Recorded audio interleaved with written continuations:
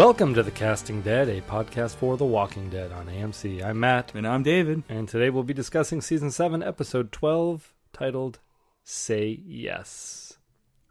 Did they say that at all? Say yes, they did. Okay. It's okay. Yeah, okay. it's a line they reused from 2 episodes ago. They reused and used it again this episode? And used it again, yes. It's when Rick and Jadis are having a discussion. Exactly, yeah. That very awesome negotiation. Are you being sarcastic? Yes. Rick's pretty Say good yes. Yeah. He's pretty good at, what he does. Yeah, just by naming. Okay, we'll get to it. We'll get to it. Compromising, I guess. It's not much of a compromise. Not really. It's just saying I want my price, and I'm just not faltering. It's non-negotiable. What'd you think of this episode? It was straightforward. Very forward. Very fine definition of forward in terms of storyline. But I mean, it was interesting. I felt like Michonne and Rick went on a vacation. I feel like the whole show went on a vacation. Yeah, we talking about the show, but I'm talking about like the characters here. Just the characters. They decided to get away, go away for a weekend, and this is what this episode was about. And Rosita tried to go away for the weekend too, and couldn't manage. No, it feels like even the writers went away. They brought in some writers of Z Nation onto this one. Did you never really watch Z Nation? I did. I did watch the first 6 or 7 episodes. Okay. I saw up until that the whole Twister scene.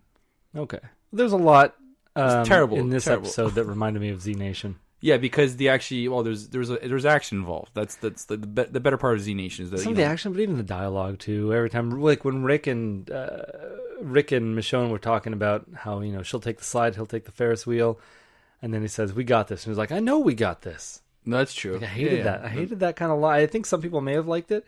Some people may have liked the relationship between the two of them. Well, you mean Rishon? Playful? Yeah. Rishon? I think it's part of the reason why he stayed away from the social media after this episode. They're just gonna call him Rishon now, and I'm like, I hate when it's like they're not celebrities. You know what I mean? They're not outside the show. Of course, they're celebrities, but they're not. It's definitely weird. Did they call Glenn and Maggie? Glaggy or McGlenn or Malin? You know what I mean? Like luckily, Glenn's dead.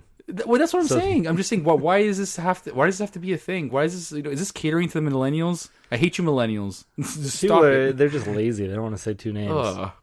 I like the idea of it. I like the not of what Rishon, Glenn, whatever. What were we talking about? Not Rick Couples? and Michonne.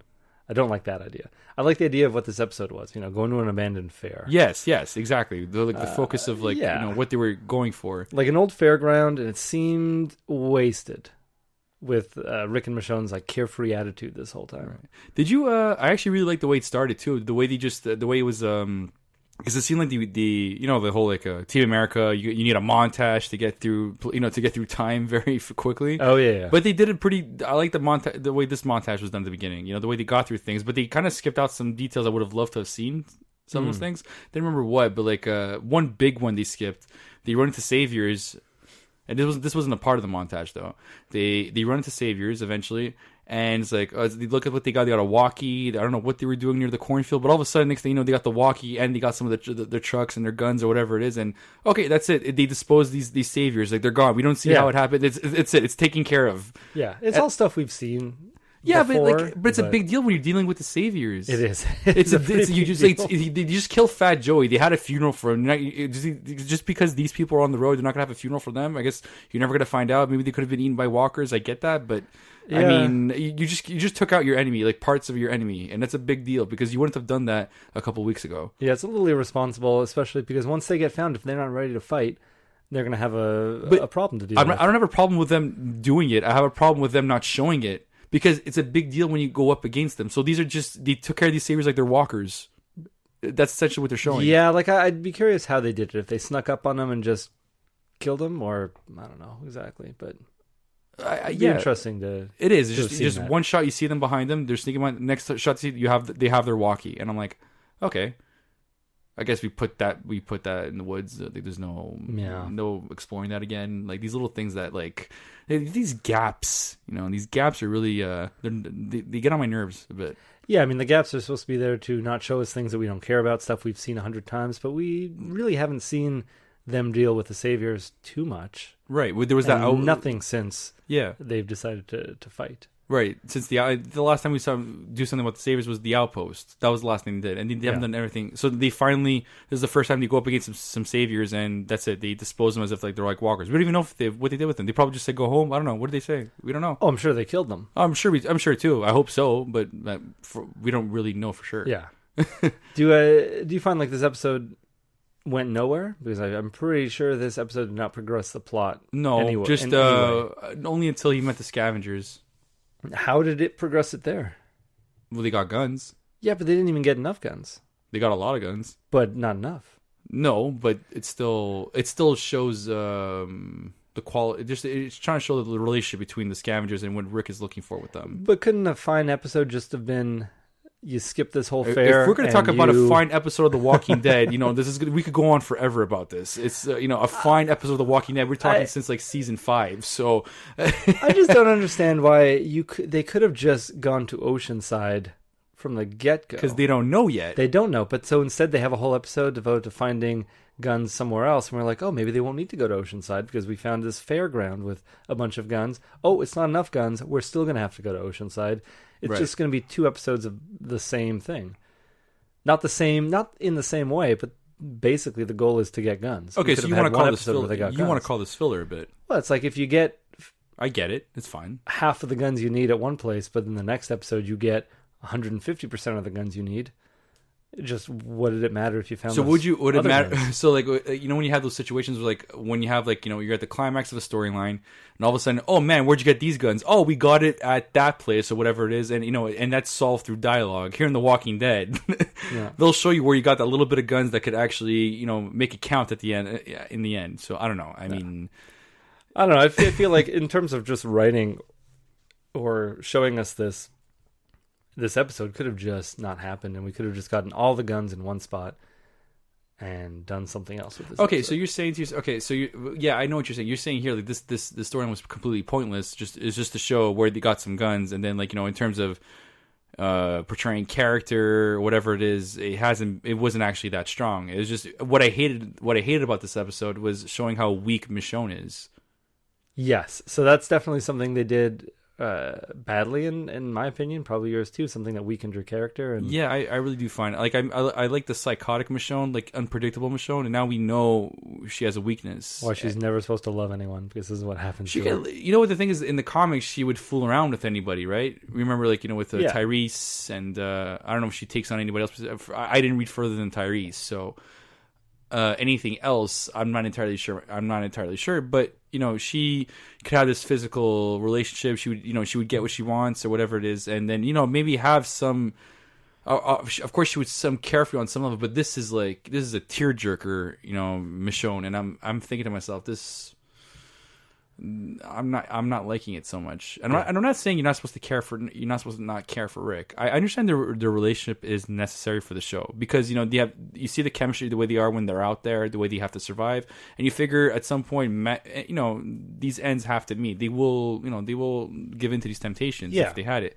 But I think that it's just that it's way too much. Like, we get that they mean a lot to each other, and it's why would Michonne, she believes in survival too, and she does believe in something for the greater good, and she has to accept the fact that if you're going to war, you are going to lose people, and I thought Michonne would be the first to realize that, not the last that she showed. Yeah, I mean, I can understand why Michonne maybe means a lot. No, you know what? I think Michonne definitely doesn't mean as much to Rick as Rick means to Michonne, because Michonne was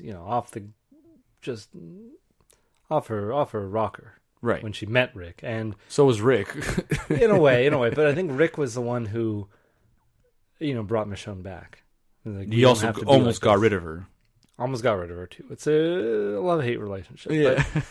But, now it's clearly love. It was his patience or whatever that right. let her come back from who she was. So maybe that's what she's attached to. I'm not sure, I guess so. I mean, we know she had a life before this, but there's no way it's close to what it was. I mean, she may be in love now, but I just hate that idea where it was, she almost had the thought of losing him, and it's just like, of course it's gonna beat you up a bit, but like, how could you say you're not ready for war at that point? Like, almost say that you're not ready for it, and then Rick has to convince you what you already know already. You urge them to fight. You know what the sacrifices are. Yeah. Why would you go back on the idea? Why would you have these second thoughts? Why would you have cold feet? Oh yeah, it looked like she was ready to die when she thought Rick was dead. Yeah, it was ridiculous. Oh yeah, did you? Okay, are we doing this recap at all, or let's get into the recap. Okay, no problem. I do want to just say, lastly, just on the initial thoughts of this whole thing was the whole Rosita and Sasha storyline. Oh yeah, that happened at the end too. But like, there's like, okay, Rosita had. That's the other thing I didn't like about this episode too. So I don't know if I'm really overall saying this was a really good episode. So I hated this episode. I'll tell you right now. You said you hated it. Okay, I wanted to like this episode because of everything that it promised. It looked like a pretty good episode. It was going to be on a fairground. I was like, this is pretty good. This is what I want to see. And I just hated it. But it still happened. Slow, it felt boring. It felt like everyone was acting out of character and with no real determination to do anything. Like, there was no urgency to what they were doing. And I felt like there should be a lot of urgency. Right, because even the whole time, I'm sure we're exploring this in the recap, but when you see them driving together, it seems like, Rick wants to stay out for a while. Yeah. Rick wants to stay out for a couple more days. It's like, it's a getaway. It's a road trip. He doesn't want to go back to Alexandria. He wants to spend time with Michonne, it seems. Yeah, it's like Negan can be at Alexandria right now. Exactly. She keeps saying Carl and your baby. Yeah. Exactly. Carl and Judith, and you're just saying, let's hang out a little. No one needs us right now. Right. It's like, it's like They're Negan counting on you. It's like Negan comes on schedule all the time. Don't worry, we have time. Yeah. And even if it's not with Negan, there's no food left. Right. Well, there's some food because they got some back from the garbage people, but is it only them going around? I'm sure they have more people. They didn't even explore that idea. Like, what were the rest of the Alexandrians doing? I guess we should get into the recap because I still have more problems with even how they're still finding stuff. Right. Because they've been out for a couple of days, but we know Tara was out with Heath for weeks. And came home with they nothing. Came back with just sunglasses. And not even together. Heath didn't even come back. You lost one person. You used up all that gas. You lost your truck you were driving, your RV. The RV, yeah. So I don't know. They totally went the wrong way. Yeah. I guess let's get into the recap. If you're good. I feel like this is the Michael Scott way, if you have to start a speech, your opening lines are the most important part of the speech. So if the time is not a factor, try at least 4 of them. If no one's playing you off stage, just keep talking. Exactly. So we talked about this a bit. Rick and Michonne are out scavenging. And the montage is pretty good. Yeah, except for the being intimate parts. What? I didn't like seeing them, their bodies. Bodies. Dirty, smelly bodies wriggling and writhing together. Oh man, I feel like that smell is no longer a factor anymore. I guess, but if it smells like sex. It's steamy. It's worse though. That or just rotting corpses. Oh god, everywhere. They're not walkers. No, there's dead bodies everywhere, man. Oh god. They're finding guns and football jerseys, a couple cans of food. They've only been out a couple of days. They come across those 2 saviors, like we talked about, golfing. Yeah, they were golfing. They were golfing, weren't they? Yeah. Okay, that's what I thought. Sorry, a little fuzzy on the memory just because I watched it once, but I felt it was only necessary for me to watch it once. Yeah.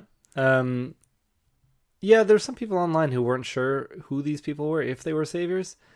But yeah, they're clearly saviors because you hear them. You watch it with subtitles on. Right. But even I was able to hear that they were saying, oh, it's a shame about Fat Joe. No, they weren't saying it's a shame. They were saying, I'm sick and tired of hearing about Fat Joe. Yeah, they were referring to something that happened at the sanctuary. Yeah. That's for sure. So, yeah, definitely. So yeah, don't worry, everybody. These were bad guys. It was okay that Rick and Michonne just slaughtered them off. They weren't just snuck up if they weren't bad guys. Like, what group are you part of? We kind of need an army here. Yeah, it's like, no more groups. You guys have time to golf?